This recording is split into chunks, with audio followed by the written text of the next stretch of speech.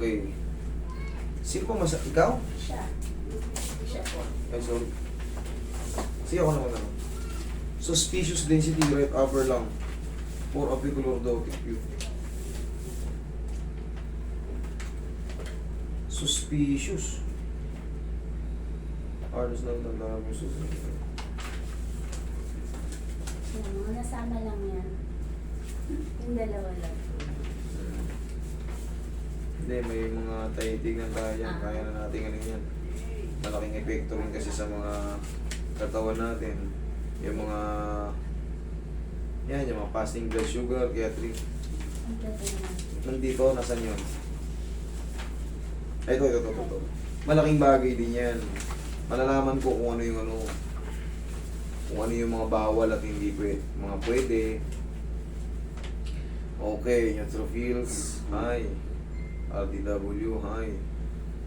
Okay, may cortisol, low. White blood cell, high. Okay, lymphocytes, low.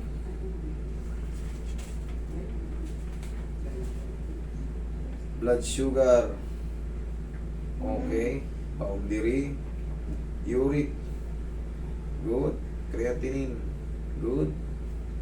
Okay. Triglycerides, yun mataas. Anong ibig sabihin niya mga yan? Okay. Cholesterol. Meron good cholesterol tsaka bad cholesterol. Dapat yung HDL mo, good bumaba. Dapat yan, H high. Medyo mataas. At least ano ka? Yan, 1.55. Okay. Itong triglycerides, may chance na ano ko rito. Meron din ako nito eh. Triglycerides. Meron din ako niyan, ganyan din, mataas din ano ko. Hindi na kasi ako nakapagpapawis ng good din. Yung todo-todong papawis. Tapos, yun nga, mataas din ang cholesterol ko. Tamo, ang payat-payat ko, mataas yung cholesterol ko. Bakit? Yung healthy living, so, yung healthy living din. Meron din siya sa upper lang na ano. Ano yung na-detect? Ano yung pagkapaliwanag sa inyo? Suspicious, meron kang ano sa upper lang, sa right lobe. Dito. Ano yung nakita sa'yo? Ano ba nararamdaman mo ngayon? Hindi pa natitest. Hindi Ha? ko pa napapatest. Kasi ano, Ano? Ano ba pakaramdam niya? sakit yung ganun. Ano bang ginawa mo nung mga nakaraan? Kailan pa masakit siya? Yung mga 2 linggo na ano. 2 linggo pa lang. Bukod dyan, ano bang ibang nararamdaman mo? Ano, Isang buwan na yan. mahigit. Isang buwan na mahigit. Kumbaga, ngayon Basta 2 linggo lang, Oo. mas matindi na. Hindi, Okay. nung nakaraang isang buwan, yun ang mas matindi kaya ako siya pina-x-ray. Mm. Tapos itong ano, gumaling naman na siya dahil nakapasok na. Medyo sumasakit-sakit na naman. Sabi niya, pahilot nga ako. Sabi ko, teka lang, may napapanood ako eh. Doon kita Sige, dadalhin. upo ka rito. Ganito yan. Malamang, hindi pa siya totally nakapag-heal. Ngayon, bumalik na kagad siya sa trabaho, Opo. napuyarsa na naman. Malamang, may mga pagkakataon sa pagbubuhat natin. Ano, nabuhat ko siya. Sa pagbubuhat natin, nababa, kumbaga, napipirat yung mga neurospis natin. Yun. Ngayon, syempre, akala nyo, magaling na siya. Kasi konti. Uy, good na naman yan. No? Nagbuhat na naman siya, yan na, sumumpong na. Nung unang pagkasumpong, kumusta naman? Kumbaga, nakakatayo ka ba ng maayos? Nakakaupo ka ba ng maayos? O nakakahiga ka ba ng maayos? Anong pakiramdam? Higa lang ako nun, pero pag tayo hindi. Hindi ka makatayo. Higa lang. Pag nakahiga ka, anong posisyon mo? Patagilid o patihaya? Tihaya. Tihaya. Pag tumagilid ka, Masakit. sumasakit. Yun. Ibig sabihin nun ba, fragile na yung ano niya. Kumbaga, pag pinihit niya na gano'n, ay, siya. kaya kailangan Naka-straight lang. nakadiretso ko Tapos lang. kumakain siya nakadapa. Hindi niya kaya. Hindi niya Umabot ka kaya. sa gano'n? Opo. May picture ako. Pero kaya naman natin yan. Ang ibig ko lang, kumbaga, gusto ko lang din ma-elaborate kung ano yung mga... Kasi doon din lalabas mamaya sa kwentuhan natin kung ano talaga nangyari sa inyo. Minsan kasi yung iba nagsisinwalay. Pasensya na kayo kasi hindi ko naman sa pinagdududahan lahat. Yung mga tinatago pa, Opo. na-disgrasya pala sa sasakyan, meron palang bali Pero may nakaraan. history po siya ng ano, Nalaglag ako ng Nalaglag bata nung pa. binata pa. Binata pa ako sa pimento. Kaya nga, minsan kasi may mga fracture na siya before. Ayaw pang umamin kasi minsan kasi inuobserbahan ko yung body language nyo. Hindi porkit lumapit kayo sa akin dito, Yung ganyan lang yung upo niya. tingnan mo, nakatagilid. Kumbaga, may iniiwasan siya maipit. Tapos ito yung pagkain niya. Ganyan ka kumain. Opo, yan na, yung ganyan. Kita mo. Eh, paano bababa yung kinain mo kung nakadapa ka? Ay, masakit to pag ako napakot. Kita mo, Mismo umabot ka yan. Talaga na. nang pag-uupo siya kahit Roy, ano tingin mo ng tatayo. pau. May unahan na muna natin ito ng ano, pagmamahal. Haplos ng pagmamahal ng pau. Pray ko konti. Oh, una.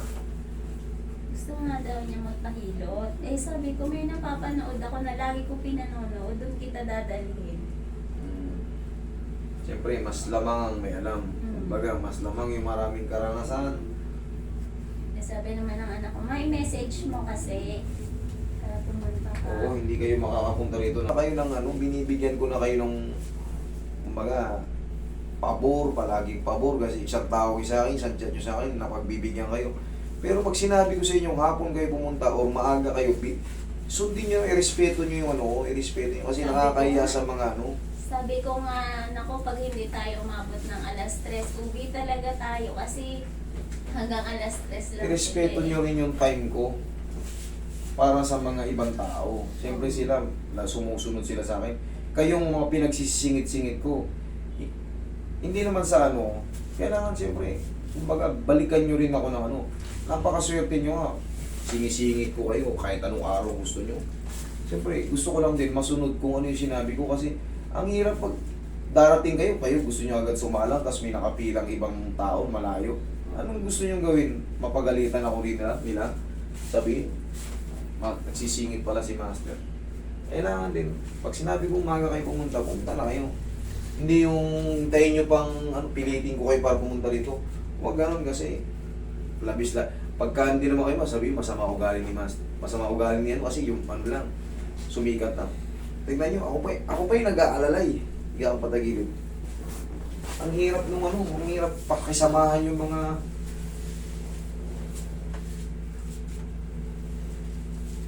taong minsan abuso na rin. Daming ano dito, daming nagpapapunta na mga ano, hindi naman nagbabayad. Eh, ako okay lang naman Sabi yung ko ganun, nga pero din sa akin sumunod lang kayo sa ano.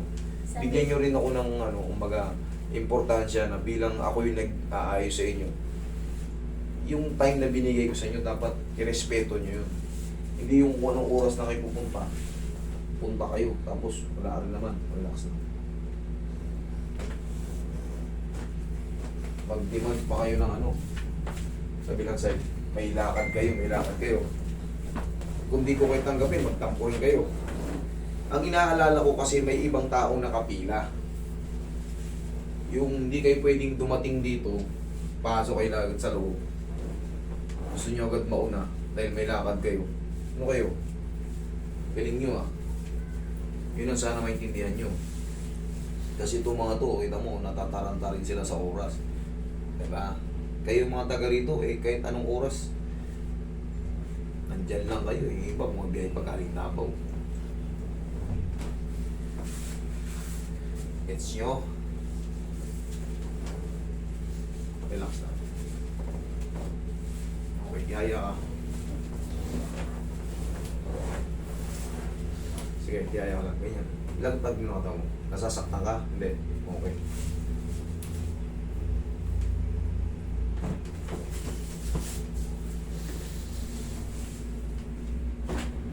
Okay, ito pa.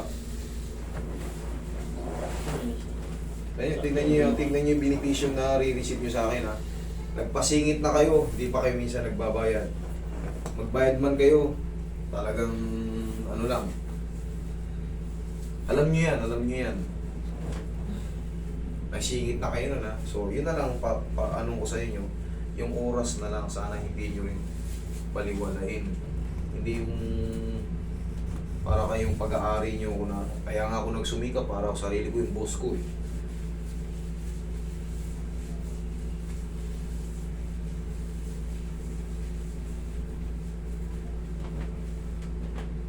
Okay, diyan ka lang sila. Nasasaktan ka, hindi naman. Okay ka lang ha? Okay. Walang namamanhid? Okay.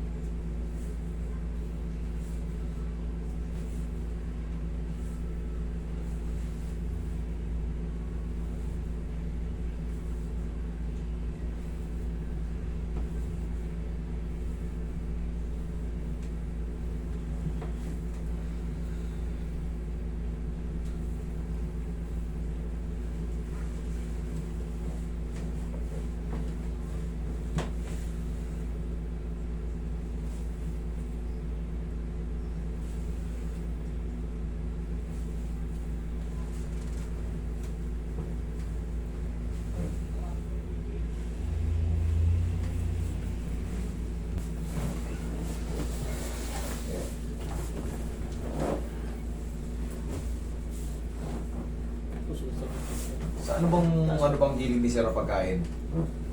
Ewan ko sa kanya. Ano bang madalas mong kinakain, Sir? Ha? Lahat po eh.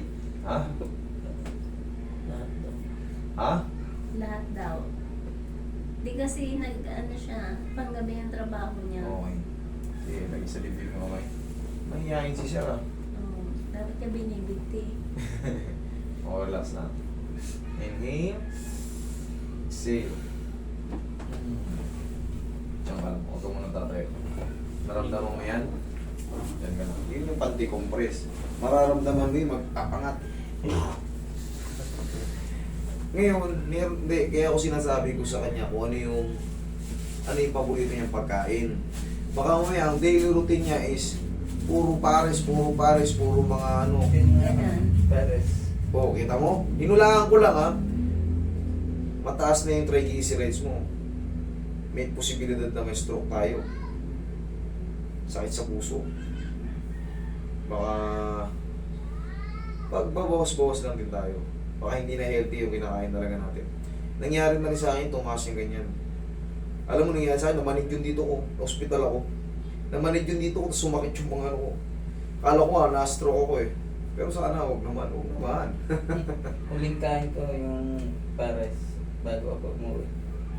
Kaya nga eh. Kaya sumakit. Mukhang mahilig ka rin sa ano eh. Huwag yan yung palagi mo kinakain. Palitan mo naman maggulay-gulay ka. Baka kasi hindi lang yan ang problema mo, may iba pa tayong internal problem. Katulad nyo, meron ka nakikita sa upper lobe. Meron kang parang ano. Hindi ko pa po napapa-examine yun. Eh hindi pabasa mo lang sa ano yun. Hindi, pinapapagawaan ng doktor sa kanya kasi yung problema niya kailangan i-examine. Hindi pa Oo, meron kang ano, mapagawa. may problema ka pa sa baga. Kaya nga, siyempre ako, gusto ko, hindi lang yan maayos ka lahat. Bawas ka muna sa mga pagkain ano. Baka maya, araw-araw, gabi-gabi yung kinakain mo. No? Umaga lang. Kaso Araw-araw. Dahil sa kalookan kami pagkakas. Palit naman ang ibang kinakain. Magbaon ka ng baon mo siyang gulay. Gulay-gulay. Pagkain naman sila, kaso Opo. pag Eh. gusto niyo kumain, kakain talaga ito. Magbawas-bawas ka ito lang. Hindi porkit payat tayo. Ako na nga mismo sample ko. Mataas yung ganyan ko. Minsan nakakaramdam ako ng lula. Minsan, hindi pa ako nag-detect ng ano kung ano-ano ha. Takot kasi ako sa ano eh. Sa mga medication, kung ano-ano. Ang pinaka-ininom ko lang talaga yung ano. Yung Bayesic. Yan lang. Pero yung ibang mga gamot, ayaw ako talaga. Nakakaramdam din ako ng mga ibang ano. Kaya minsan ay-emergency ako. Marami rin akong nararamdaman dahil sa pagtigil ko sa basketball. Pawis, hindi ako nakapagpapawis. Yan, pinakapapawis ko na ng bilyar. Bibilyar ako pa paano. Yan na lang nagsusurvive din sa akin. Mabigas din kasi ulo ko. Matakaw nga akong bilyar eh. O yan, magbilyar-bilyar ka. din ang laro ko. Yun, bago ako nagkasakit. Bago kumain ako ng mami, nagbilyar. O, mag-ingat-ingat ka sa akin nakain mo ha. Mayroon mga tumataas sa'yo, may mga bumababa. Okay, lakad ka nga. Sige nga, lakad. Tignan mo kung masakit. Ano? Wala. Hindi na Hindi na maano, hindi na kumikirot. nararamdaman yung nararamdaman mo kanina. Oh, mahal mo pa ba si ma'am? Naramdaman mo ba? Sige, thank you. Okay na ha? Huwag ka na maligo today.